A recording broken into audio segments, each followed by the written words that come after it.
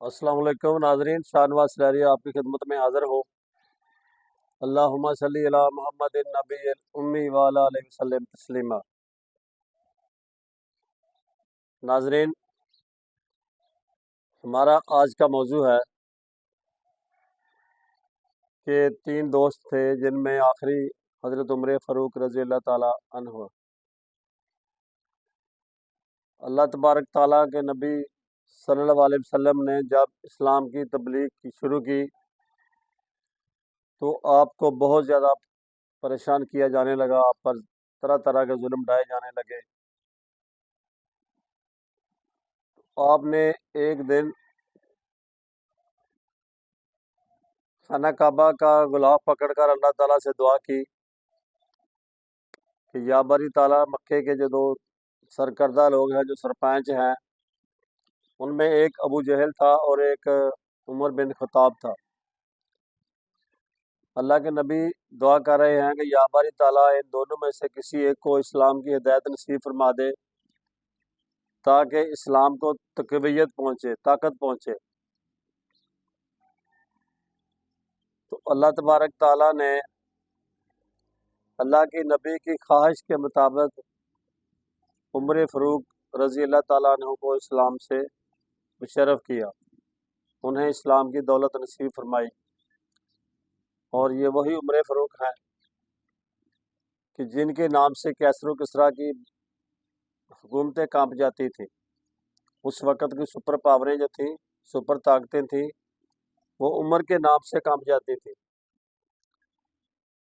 किसी अंग्रेज़ मौरख ने लिखा है कि अगर दुनिया में कोई एक उमर और पैदा हो जाता तो कुफर बिल्कुल मिट जाता, दुनिया से कुफर ख़त्म हो जाता।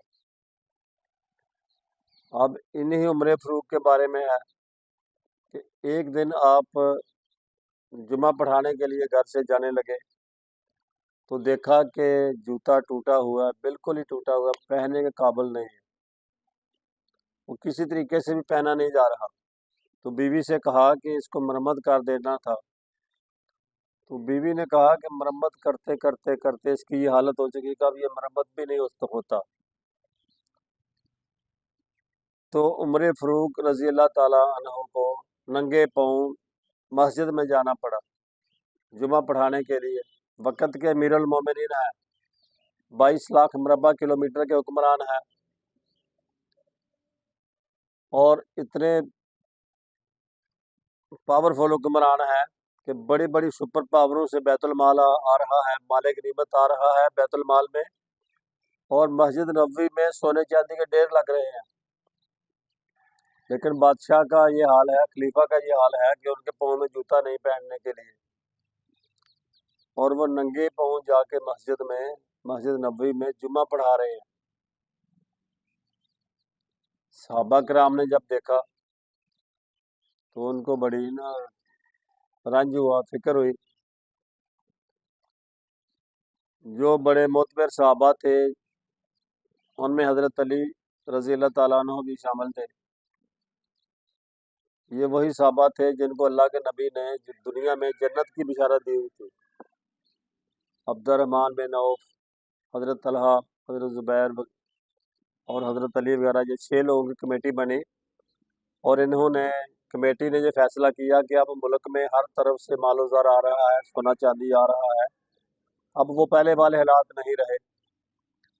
और जब बाहर से वफद आते हैं तो हमारे खलीफा के कपड़े फटे पुराने होते हैं, जूते टूटे होते हैं, तो थोड़ी सी ना ज़रा ये हमें महसूस होती है बात। तो इसलिए खलीफा से कह दिया जाए, उमर से कह दिया जाए कि अपनी हालत में थोड़ी सी तब्दीली पैदा कर लें, कपड़े अच्छे पहन लें और अपना थोड़ा सा ना हुलिया चेंज कर लें। अब जब ये 6 लोगों ने कमेटी ने फैसला किया कि उमर से कह दिया जाए, अब बात कहने की आ गई, तो कोई सहाबी भी आपको कहने के लिए, मुंह पर कहने के लिए ये बात तैयार नहीं था, डर लगता था। उन लोगों ने हज़रत अली से कहा कि आप कहें, आपकी वो नहीं बात टालेंगे। तो हज़रत अली अलैहिस्सलाम ने कहा कि नहीं, मेरी इतनी जुर्रत नहीं है कि मैं उमर से ये बात कहूँ, اس لیے آپ امہات المومنین میں سے کسی کو کہیں۔ چنانچہ ان لوگوں نے حضرت عائشہ اور حضرت حفصہ عمر فاروق رضی اللہ تعالیٰ عنہ کی بیٹی تھی، سگی بیٹی تھی، ان دونوں سے کہا کہ آپ عمر سے یہ بات کہیں۔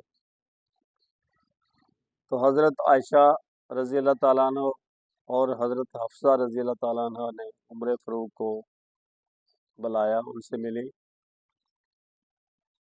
اور انہیں کہا کہ اے عمر، اللہ کے نبی کا جو دور تھا اس وقت نہ دنیا آئی نہ انہوں نے طلب کی، پھر ابو بکر صدیق رضی اللہ تعالیٰ کا دور تھا، اس وقت بھی دنیا نہ انہوں نے طلب کی نہ دنیا انہیں ملی۔ اب دنیا مسلمانوں کو مل رہی ہے، بیت المال میں سونے چاندی کے ڈھیر جمع ہو رہے ہیں، تو باہر سے جب وفد آتے ہیں، ایلچی آتے ہیں امیر ملکوں کے، تو مسلمان تھوڑا سا محسوس کرتے ہیں کہ ہمارے خلیفہ کا بھی تھوڑا سا لباس وغیرہ ٹھیک ہونا چاہیے۔ جب عمر فاروق نے یہ بات سنی تو وہ غصے میں آ گئے۔ حضرت حفصہ آپ کی بیٹی تھی، وہ تو سمجھ گئی کہ اب ابا کا پارا گرم ہو گیا، ابا کا بلڈ پریشر گرم اپ ہو گیا۔ تو کچھ دیر حضرت عمر فاروق خاموش ہو گئے اور پھر کچھ دیر کے بعد بولے کہ اے حفصہ، تم تو نبی صلی اللہ علیہ وسلم کے گھر والی ہو، آپ یہ بتائیں کہ اللہ کے نبی صلی اللہ علیہ وسلم نے کبھی 2 وقت کا کھانا کھایا ہے؟ حضرت حفصہ، پھر آپ نے دوسرا سوال کیا کہ اللہ کے نبی صلی اللہ علیہ وسلم نے آپ کا لباس کیسا تھا؟ آپ کو تو پتہ ہی ہے کہ ایک دفعہ اللہ کے نبی کے پاس قمیض نہیں تھی پہن کر آنے کے لیے مسجد میں، تو آپ نے ایک ہمسائی سے چادر لے کر دی تھی اور پھر وہ اوڑھ کر آپ نے آ کے نماز پڑھائی تھی۔ انہوں نے کہا ہاں ٹھیک ہے، مجھے پتہ ہے۔ پھر آپ نے کہا کہ اللہ کے نبی کا بستر کا آپ کو پتہ ہے؟ ایک دفعہ آپ نے کیسا بستر تھا؟ انہوں نے کہا ٹاٹ تھا ایک، وہ ہم اس کو بچھاتے تھے اور اللہ کے نبی سوتے تھے۔ ایک دن میں نے وہ اس کی 4 تہیں لگائیں اور اللہ کے نبی نے کہا کہ نہیں، اس کو جیسے پہلے تھا ایسے ہی کر دو، نرم ہونے سے مجھے صبح اٹھنے میں دقت ہوتی ہے۔ تو اب حضرت عمر فاروق نے کہا کہ 3 دوست تھے، ایک اللہ کے نبی صلی اللہ علیہ وسلم، وہ بھی اپنی مراد کو پہنچ گئے، دوسرے حضرت ابو بکر صدیق، وہ بھی اپنی مراد کو پہنچ گئے، اور اب تیسرا دوست میں ہوں، ان کے راستے پہ چلوں گا تو کامیاب ہوں گا، اگر ان کے راستے سے ہٹ جاؤں گا، اللہ کے نبی کے راستے سے اور صدیق اکبر کے راستے سے ہٹ جاؤں گا تو میں کامیاب نہیں ہو سکتا، لہذا ان کو جا کے کہہ دو کہ جو اللہ کے نبی کا اور جو اس کے دوست صدیق کا راستہ ہے میں اس سے نہیں ہٹ سکتا، میں اسی راستے پہ چلوں گا، جب تمہارا وقت آئے تو جو مرضی چاہے کرتے جانا۔ یہ عمر فاروق تھے بھائی، جن کا نام سن کر شیطان راستہ چھوڑ دیتا تھا،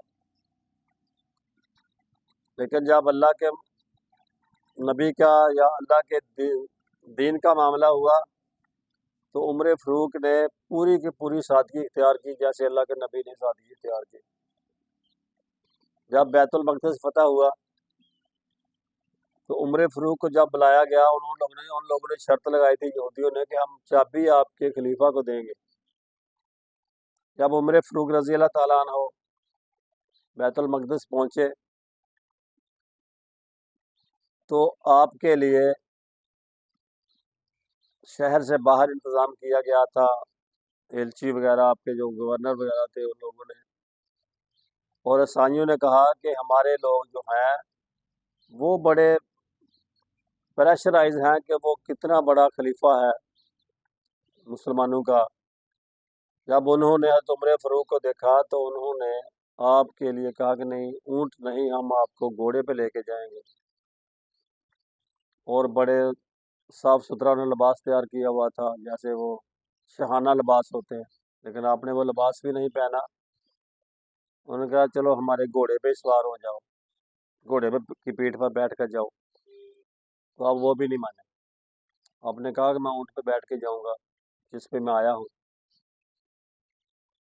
उन लोगों ने आपकी जो कमीज पहनी हुई थी, कमीज को जो रफू किया था, आपने जो उसको पैबंद लगाए हुए थे, जो मरम्मत की हुई थी, जगह जगह से फटी हुई कमीज थी और उसको कई जगह से मरम्मत किया गया था।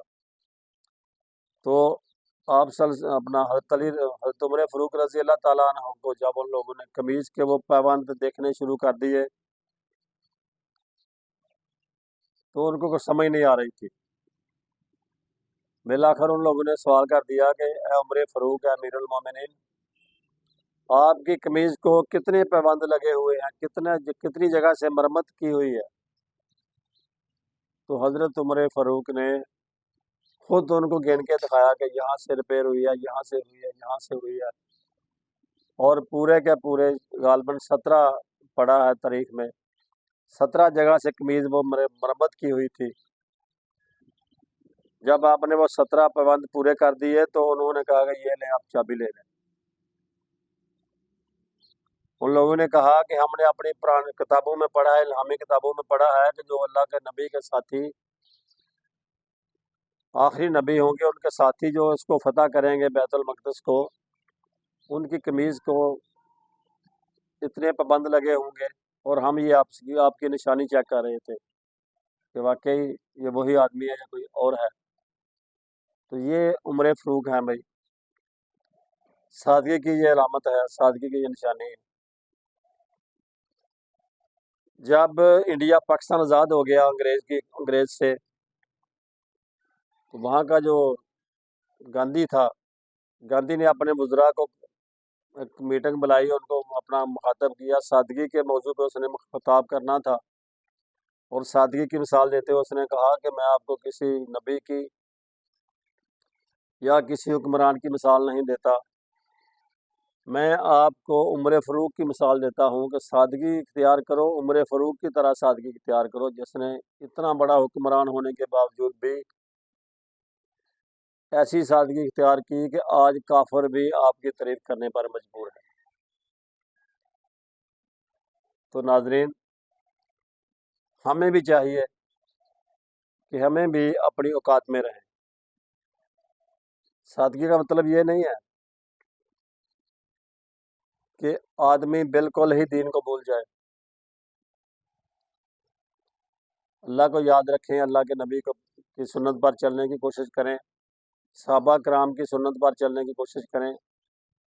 अल्लाह के नबी ने इसलिए फरमाया था ना कि मेरे सहाबा मेरे सितारों की मानद हैं, अगर इनमें से किसी की पैरवी कर लोगे तो तुम कामयाब हो जाओगे। ये वही सहाबा हैं जिनके बारे में अल्लाह के नबी ने हमें ये दावे से कहा था कि मेरे किसी सहाबी की पैरवी कर लो, तुम कामयाब हो जाओगे। तो नाज़रीन, हमें अपनी ज़िंदगी में इस्लाम लाने की कोशिश करनी चाहिए। ये दुनिया थोड़े दिन की ज़िंदगी है, आखिरत कब्र में जाना है। तो कब्र की तैयारी करने के लिए हमें सहाबा कराम की जो ज़िंदगी है उनसे हमें सबक हासिल करना चाहिए और उनके मुताबिक अमल करने की कोशिश करनी चाहिए। नाज़रीन, हमारी ये वीडियो आपको पसंद आई तो उसको सब्सक्राइब, लाइक और शेयर कर दिया करें। अस्सलाम वालेकुम।